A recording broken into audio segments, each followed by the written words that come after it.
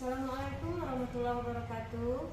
Hari ini Rabu tanggal 26 Oktober 2022, saya Nur Hasanah SPD, mahasiswa PPG Daljak 2, guru kelas MI LPTK UINSU Medan, Sumatera Utara, asal lembaga MI Al-Hikmah Darussalam, Kelurahan Bagan Batu Kota, Kecamatan Bagan Sinembah, Kabupaten Rokan Hilir Riau. Dalam kesempatan ini, saya akan menyampaikan atau menampilkan video pembelajaran tema 1, Selamatkan Makhluk Hidup, subtema 2, Hewan Sahabatku, pembelajaran pertama. Assalamualaikum. Waalaikumsalam. Apa kabarnya hari ini semua? Baik, Bu. Ada yang tidak hadir? Tidak. Berarti hadir semua ya? Hadir semua, alhamdulillah. Berarti semua kondisinya dalam keadaan sehat. Berarti sudah bisa mengikuti kegiatan belajar kita pada hari ini. Sudah siap untuk mengikuti pelajaran hari ini? Siap, Bu. Sebelum kita memulai pelajaran, kita berdoa seperti biasa. Silahkan ketua kelas dipimpin. Musta'id. Salim. Assalamualaikum warahmatullahi wabarakatuh. Idris. Doa dimulai.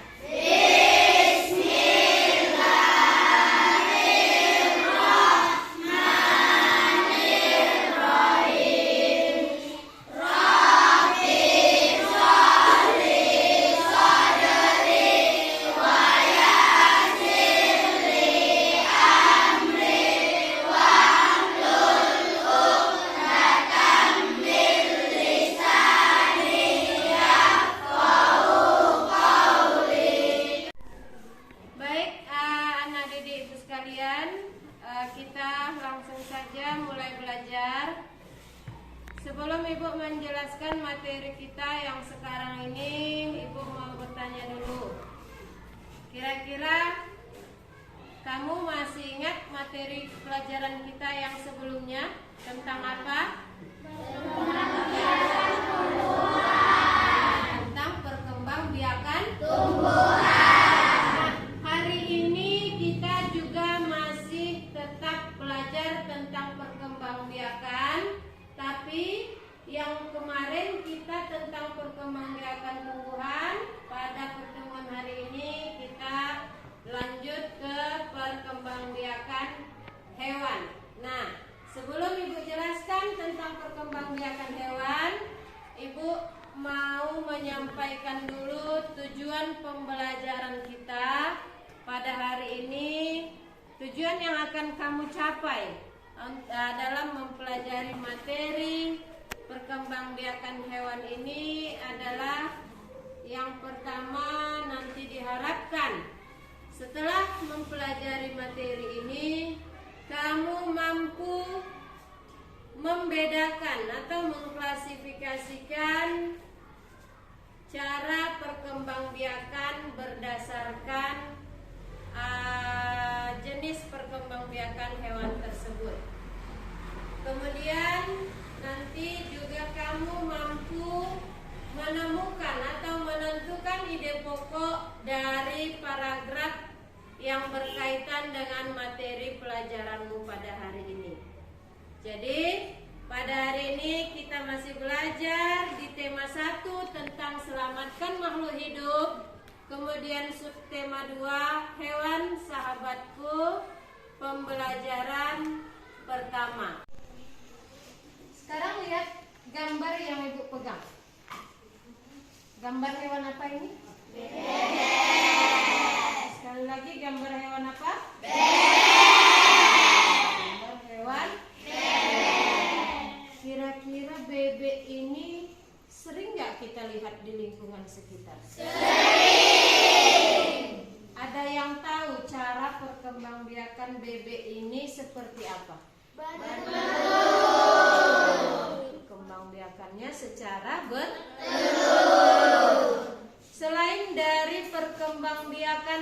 kira-kira manfaat dari bebek ini?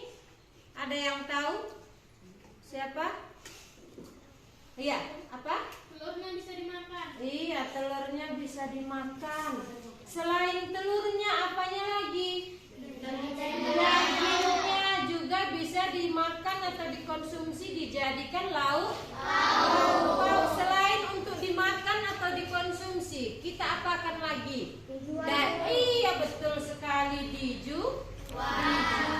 dijual bisa menghasilkan uang. Nah, sebagian besar, sebagian kecil masyarakat peternakan bisa mencari nafkah dengan mengembangbiakkan hewan yang namanya bebek ini. Karena dari bebek ini kita bisa memperoleh daging, kemudian juga bisa memperoleh telur, dan manfaatnya selain untuk dikonsumsi bisa juga menghasilkan uang. Nah, sekarang Ibu ada media pembelajaran. Jadi dari yang Ibu jelaskan tadi sekilas kepada kalian, dari Ibu menunjukkan gambar dari salah satu hewan yang tadi sudah kalian jawab, yaitu gambar hewan bebek. Nah, apa kaitannya dengan pelajaran kita hari ini? Pelajaran kita hari ini yaitu tentang perkembangbiakan hewan. Nah, apa saja itu perkembangbiakan hewan? Nah, di dalam media pembelajaran yang sudah Ibu siapkan ini ada penjelasan tentang materi perkembangbiakan hewan yang akan kita bahas pada hari ini. Baik, kita mulai. Yang pertama, perkembangbiakan hewan secara generatif. Ini yang akan Ibu jelaskan materi pelajaran kita pada hari ini, yaitu yang pertama, perkembangbiakan hewan secara generatif itu dibagi menjadi 3 bagian. Yang pertama adalah perkembangbiakan hewan secara bertelur atau ovipar. Nah, perkembangbiakan yang pertama adalah secara bertelur atau ovipar. Jadi tadi di awal sudah diberikan contoh dan kamu sudah berhasil menjawabnya, yaitu hewan bebek. Bebek tadi perkembangbiakannya dengan cara bertelur. Nah, perkembangbiakan hewan dengan cara bertelur atau ovipar ini terjadi ketika sel telur yang dihasilkan oleh hewan betina bertemu sel sperma yang dihasilkan oleh hewan jantan, dan membentuklah dia embrio di dalam cangkang telur. Makanya dia bisa menghasilkan telur. Itu definisi atau penjelasan tentang perkembangbiakan hewan secara ovipar atau bertelur. Apalagi contohnya selain bebek? Ayam, pinter. Ayam juga berkembangbiak dengan cara ovipar. Selain ayam apa lagi? Iya, di sini juga sudah terlihat, sudah Ibu buat. Ada hewan yang bernama cicak. Nah, pernah lihat telur cicak? Nah, cicak juga berkembangbiak dengan cara bertelur. Selain daripada cicak, juga ada ayam, kemudian burung, dan yang tadi sudah disebutkan bebek. Perkembangbiakan hewan yang kedua, yaitu perkembangbiakan hewan secara vivipar atau melahirkan. Perkembangbiakan hewan secara vivipar itu artinya perkembangbiakan hewan yang terjadi karena pembuahan yang terjadi pada sel jantan terhadap sel telur betina di dalam tubuh induknya, kemudian mengalami pertumbuhan hingga siap untuk dilahirkan. Nah, itu perkembangbiakan hewan secara vivipar. Atau kalau sehari-harinya kita bilang hewan yang berkembang biak dengan cara beranak. Nah, kira-kira hewan yang langsung punya anak tanpa melalui proses bertelur, contohnya apa kira-kira yang ada di lingkungan kita sehari-hari? Ada yang tahu? Iya, yang paling sering kita lihat adalah kucing. Kucing itu perkembangbiakannya dengan cara melahirkan. Selain kucing apa lagi Ibu sudah buat? Ini ada gambar gajah. Kemudian selain gajah apa lagi? Ada kuda. Kemudian apa lagi? Dan kuda. Nah, dari gambar-gambar yang Ibu buat ini contoh daripada hewan vivipar atau hewan yang berkembang biak dengan cara melahirkan. Ada beberapa jenis hewan, bahkan mungkin masih banyak lagi ya. Jadi yang kita minimal kamu ketahui yang ada di lingkungan sekitar kita, jadi supaya kita lebih gampang mengingatnya ya. Kemudian masuk perkembangbiakan hewan yang ketiga, namanya ovovivipar. Ovovivipar ini bisa juga disebut hewan yang berkembang biak dengan cara bertelur sekaligus melahirkan. Nah, itu perkembangbiakan jenis hewan yang berkembang biak dengan cara ovovivipar. Apa contohnya? Ada ikan hiu, kemudian juga kadal. Nah, ini beberapa contoh daripada hewan ovovivipar yang berkembang biak dengan cara bertelur sekaligus melahirkan. Oke, sekali lagi Bu tanya, sudah paham penjelasan tentang 3 jenis perkembangbiakan hewan secara generatif? Sudah paham apa belum? Nanti kalau sudah paham, Ibu ulang kembali menyebutkan contoh-contoh hewan yang berkembang biak secara generatif. Sudah bisa ya? Ada yang mau ditanyakan lagi? Tidak? Oh, berarti sudah pinter-pinter semua. Oke, baik. Kalau sudah paham penjelasan Ibu, ini Ibu akan membagikan LKPD kepada masing-masing kelompok.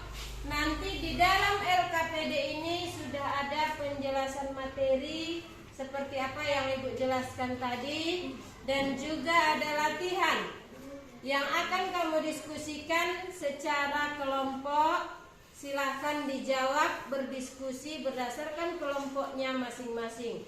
Nanti dibuat nama kelompoknya, kemudian anggota-anggotanya siapa. Oke, Ibu bagikan ya.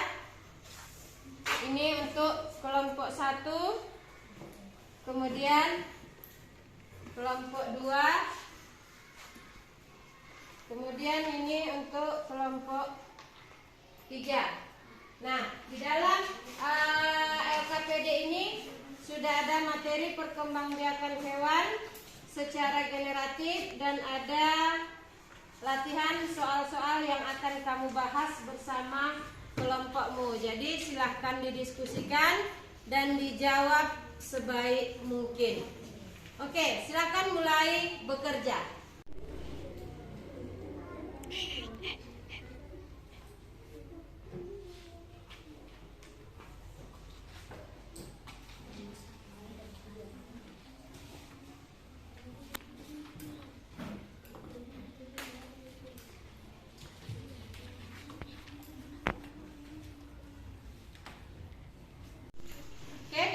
Diskusinya?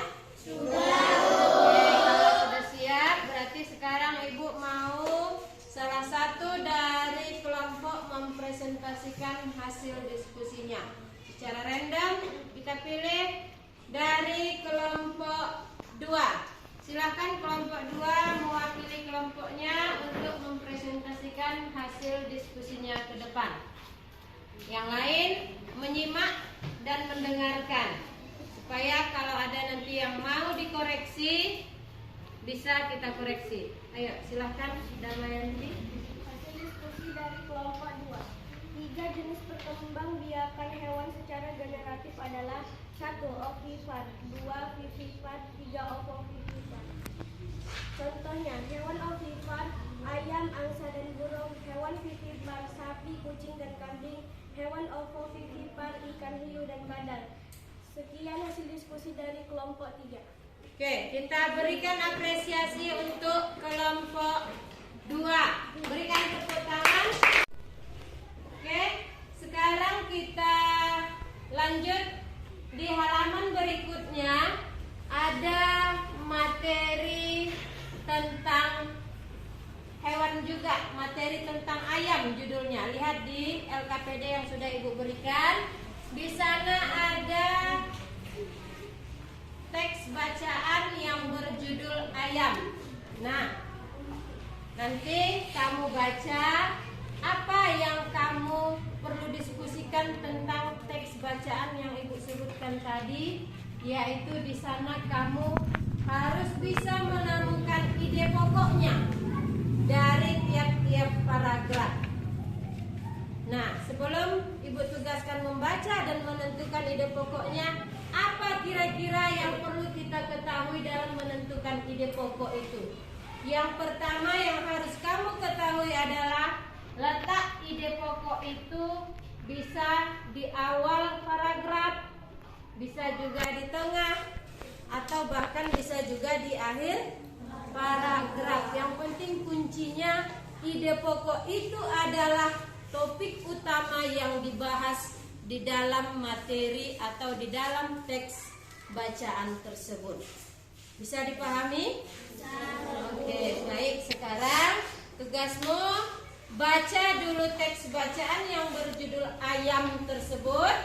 Kemudian diskusikan apa ide pokoknya dari masing-masing paragraf. Silahkan lanjutkan berdiskusi. Mudah-mudahan semua bisa memahami dengan baik. Baik, kita ambil kesimpulan dari pelajaran kita hari ini. Yang pertama tadi Ibu sudah menjelaskan tentang perkembangbiakan hewan secara generatif. Sudah Ibu jabarkan, lihat di papan tulis. Perkembangbiakan hewan secara generatif ada 3. Pertama tadi adalah perkembangbiakan hewan secara ovipar. Apa contohnya tadi?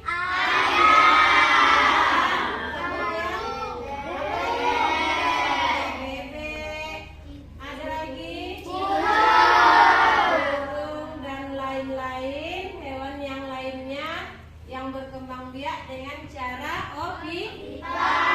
Kemudian perkembangbiakan yang kedua secara vivipar. Apa contohnya? Kucing. Kemudian apa lagi? Ada lagi? Oke, banyak contoh yang lain ya. Kemudian perkembangbiakan hewan yang ketiga, ovovivipar. Telur sekaligus melahirkan. Contohnya adalah hiu dan badal. Alhamdulillah ya, berarti semuanya sudah bisa membedakan yang mana dia kategori hewan yang berkembang biak dengan cara ovipar, vivipar maupun ovovivipar. Dan juga tadi ada kamu Ibu suruh untuk menentukan ide pokok dari suatu teks bacaan yang berjudul ayam. Jadi menentukan ide pokok itu juga harus tahu apa yang dibahas atau apa inti daripada teks bacaan tersebut. Itulah dia ide pokoknya. Dan ide pokok itu biasanya letaknya di awal paragraf, atau bisa juga dia di tengah maupun di akhir paragraf. Jadi pertemuan kita cukup sampai di sini. Sampai ketemu lagi di pertemuan berikutnya dengan materi selanjutnya. Dan sebelum Ibu akhiri pertemuan kita pada hari ini ada baiknya kembali kita tutup dengan membacakan doa setelah belajar, supaya apa yang kamu terima hari ini, materi pelajaran yang telah Ibu sampaikan bisa diserap dan disimpan di dalam ingatan dan bisa menjadi ilmu yang barokah untuk sekarang sampai nanti ke depan. Ya, doa penutup pelajaran dengan membacakan suratul Fatihah. Mulai. Doa dimulai.